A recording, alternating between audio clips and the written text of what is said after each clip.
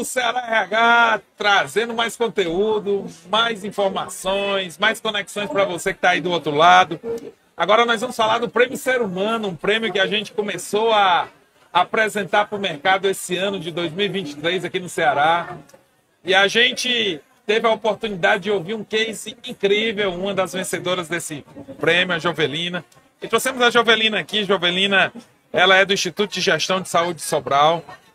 Esse projeto que ela falou, que ela apresentou, ela executou lá. Ela também está conosco na diretoria da ABRH da região norte. Jovelina, muito bom tê-la conosco. Obrigado por participar desse momento conosco. Eu que agradeço, Moisés, a oportunidade de poder compartilhar esse case, que é um case de muito propósito, né, e determinação. É um case que fala sobre empregabilidade de pessoas trans no município de Sobral. E eu estou muito feliz por estar aqui. Jovelina, a gente aqui agradece porque eu acho que discutir diversidade, discutir inclusão, eu acho que deveria ser o propósito de momentos como esse, né? Fala um pouco do que motivou esse projeto, né? Qual foram as iniciativas que moveram vocês a produzir esse grande case? Tá. Quando eu falo desse projeto, eu me sinto vulnerável quando eu falo, porque eu acredito que as nossas histórias profissionais, elas são muito influenciadas pelas nossas histórias pessoais. Quando eu comecei a trabalhar com esse projeto, Diversidade e Inclusão, eu trabalhava com pessoas com deficiência. E aí um dia, quando eu cheguei, eu era professora também, e eu cheguei na sala de aula, uma aluna me relatou que uma menina trans, ela tinha desistido da faculdade porque a professora tinha entrado num conflito com ela a respeito da questão do nome social. E eu já tinha uma inquietação a respeito das pessoas trans, porque sempre que eu ia para essa faculdade, eu passava por uma rua que 90% das mulheres que estavam lá na prostituição eram mulheres trans. E eu trabalho numa instituição que hoje tem aproximadamente 1.400 colaboradores. E eu sempre me perguntava o porquê essas pessoas não estão no mercado de trabalho. E se seria essa a única opção de trabalho delas. E aí, quando a gente fez esse projeto, que foi um projeto muito bacana, apoiado pela nossa direção, nós tivemos muitos impasses, né? Tivemos muitos obstáculos, tivemos muitas críticas, tivemos cartas de indignação. E aí, nesse momento, eu senti muito medo. Nesse momento, eu praticamente paralisei. Eu não sabia mais se o que eu estava fazendo, de fato, fazia sentido. Se eu poderia estar prejudicando a instituição que eu trabalho. Mas, assim, a direção, ela nos apoiou e eu consegui continuar. Só que, assim, durante um ano, eu não conseguia falar sobre esse projeto. Ele continuou, nós tínhamos incluído, tinha 5 pessoas trans, inclusive uma das meninas trans trabalha com a gente como analista de RH.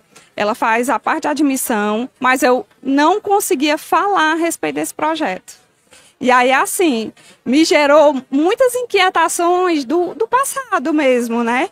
Porque eu sou oriunda de uma comunidade que é a Favela da Rocinha, e eu morei lá durante 8 anos. E lá você conhece todo tipo de adversidade, né?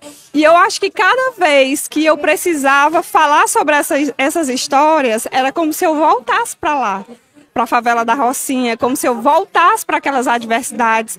Então eu tive muitas dificuldades de enfrentar esses obstáculos, porque eu achei que aquele trabalho era um trabalho que ia além do profissional. Era um trabalho que já envolvia uma questão pessoal, afetiva. Quando eu saí da Favela da Rocinha e vim para uma favela também no interior do Ceará, que é Taperoaba, 60 quilômetros distante de Sobral, a minha mãe, quando a gente saiu da Rocinha, ela sempre dizia para a gente que o Ceará era um lugar de abundância. E eu nunca tinha entrado numa sala de aula. E uma coisa assim que eu lembro que foi muito impactante para mim, o primeiro dia de aula, foi que eu queria voltar para onde eu estava. Eu queria voltar a morar na Favela da Rocinha. Eu queria dormir debaixo da cama, porque durante 8 anos nós dormimos debaixo da cama com medo de bala perdida. E eu queria voltar para lá porque eu fiquei tão assustada, eu tinha tanto medo. Aquele lugar era um lugar tão diferente, parecia que eu não fazia parte daquilo, que cada vez que as pessoas trans conversavam comigo e contavam suas histórias, eu me sentia como se eu estivesse naquele lugar. Eu não tenho um lenço, mas tudo bem. E fala um pouco mais, né, dessa... Eu acho que essa jornada, ela traz muita empatia, né? Você lembrar de uma jornada que você teve, que era comum à sua vida, e você não entender como isso não poderia fazer parte da sua vida profissional e da sua carreira, né? Como foi que você começou a perceber que poderia fazer diferença, Juvelina? Bom, quando eu comecei a trabalhar com a questão da diversidade, eu comecei a trabalhar a partir de um preconceito. Nós estávamos tendo fiscalização e aí a gente precisava cumprir cotas, né? E aí nós tínhamos um volume grande de pessoas para que a gente pudesse cumprir as cotas. Isso no ano de 2018. E aí a gente ia contratando as pessoas, né? E como nós contratamos muitas pessoas, nós ganhamos o prêmio como empresa que mais inclui aqui em Fortaleza. E aí eu comecei a ser chamada, o IGS começou a ser chamada para participar de reuniões com pessoas com deficiência, de outras empresas. E aí sempre eu que ia fazer essa representação. E quando eu chegava nas reuniões que as pessoas começavam a falar sobre as suas histórias, eu comecei a perceber que aquela forma de inserir pessoas com deficiência no mercado de trabalho não era a melhor forma, né? Então eu comecei a entender o que era diversidade. E aí eu comecei a entender que diversidade são as variações de gênero, de raça, né, de religião. E aí a gente começou a fazer encontros com essas pessoas com deficiência. Quando a gente começou a fazer encontro, a gente começou a perceber que nós tínhamos profissionais incríveis. Nós tínhamos um rapaz que era um rapaz que ele tinha um problema auditivo, ele só escutava 4% em um ouvido. Só que ele era um intérprete de Libras. E ele tinha uma palestra incrível. E aí ele começou... Ele nem sabia que era palestrante. Só que quando a gente começou a conversar, a gente descobriu quem eram os talentos, nós começamos a trazer esses talentos para fazer palestras. E ele tinha uma palestra que era incrível. Hoje ele é concursado da Caixa, saiu do IGS, mas a gente multiplicou um projeto que ele tinha de Libras para toda a área da saúde, para os profissionais que trabalhavam na recepção. E aí, como eu também ministrava na aula numa faculdade, eu chamava essas pessoas, que eram pessoas incríveis, para a faculdade, para que eles palestrassem lá.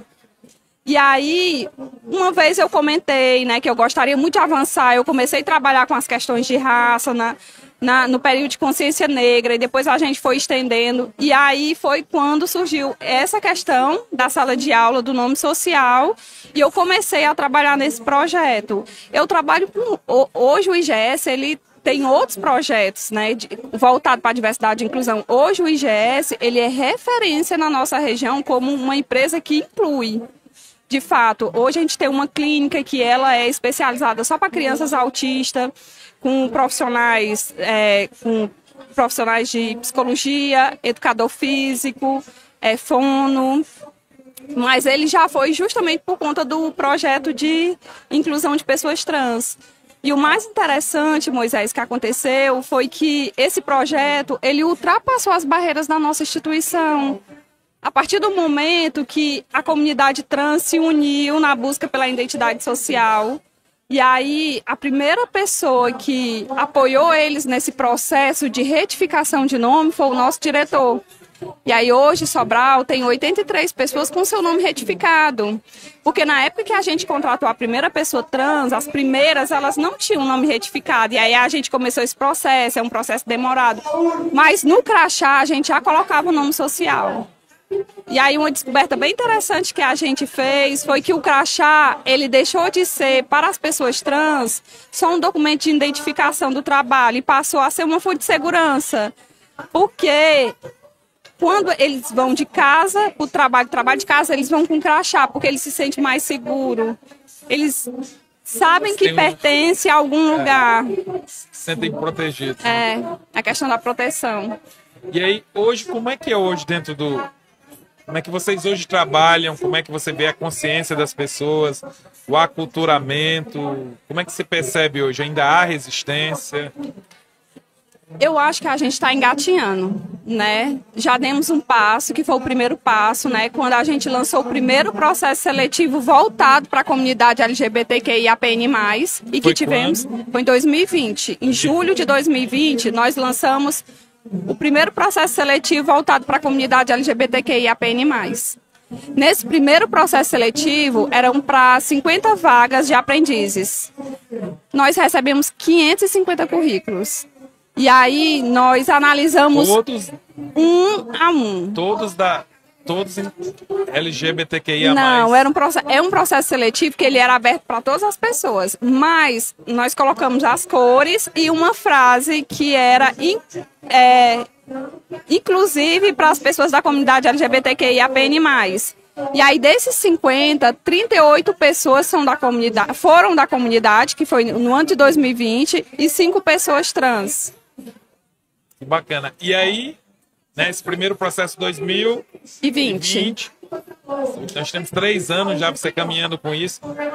Isso fez diferença na empresa? Isso fez diferença não só na nossa empresa, como também fora da empresa, né?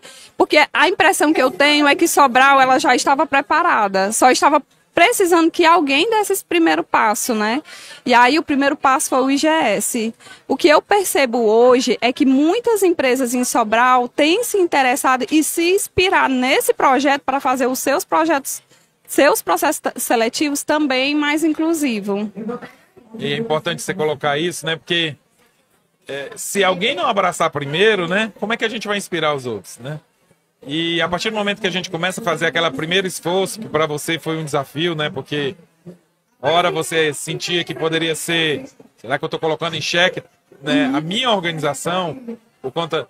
Mas aí eu acho que você fez valer essa questão emocional de que, não, eu sempre convivi de forma harmônica com essas pessoas. As pessoas nunca foram pessoas que trouxeram nada a falar na sua vida, né? Uma coisa assim muito impactante que eu escutei na época e que para mim fez toda a diferença foi que um amigo que trabalhava comigo e que é gay, ele me falou a seguinte coisa: se você está sentindo isso hoje, você com todos os seus privilégios, imagine o que a gente sente todos os dias.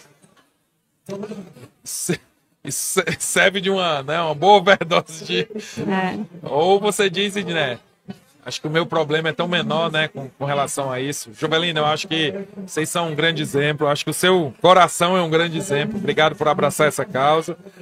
Vamos esperar você no próximo Prêmio Ser Humano. Você já disse que tem outras iniciativas. Eu acho que elas podem vir a disseminar esse espírito por todas as nossas organizações. Eu acho que ambientes como esse a gente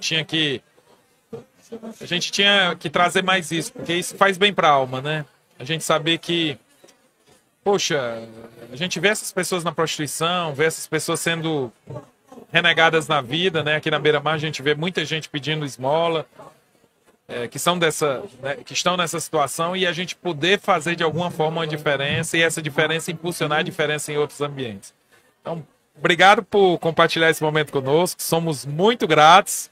E queria deixar aqui seu momento de últimas palavras, que você continue inspirando a gente aqui com suas ações efetivas. Tá bom. Esse projeto, ele gera um impacto na autoestima, sabe, desses profissionais. Quando a gente conversa com eles, a gente sente que são pessoas que conseguem se aproximar mais da sua família, porque são pessoas que são excluídas da família, em sua grande maioria, são excluídas dos amigos, da escola, da universidade. E aí a gente percebe que há essa aproximação tanto com a família como com a comunidade, porque eles trabalham em sua grande maioria dentro do posto de saúde, né? Então eles conseguem ter uma afinidade, uma interação com a comunidade, se sente útil. Então, a autoestima deles vai lá para cima. Eu vou contar uma experiência de uma moça, bem rápido para finalizar, que é uma moça trans, que ela estava aqui em Sobral na época do processo seletivo, na prostituição, que na época eu nem sabia. E aí ela fez esse processo seletivo para jovem aprendiz, que na época 600, 500 reais, era um valor pouquinho, né?